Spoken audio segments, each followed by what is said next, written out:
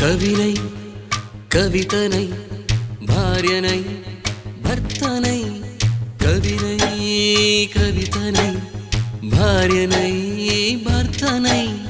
మల్లెల దారిలో మంచు ఎడారిలో మల్లెల దారిలో మంచు ఎడారిలో పన్నీటి జయ గీతాల కన్నీటి జలపాతాల నాతో నేను అనుగమిస్తూ నాతో నేనే రమిస్తూ ఒంటరినై అనవరతం కంటున్నాను నిరంతరం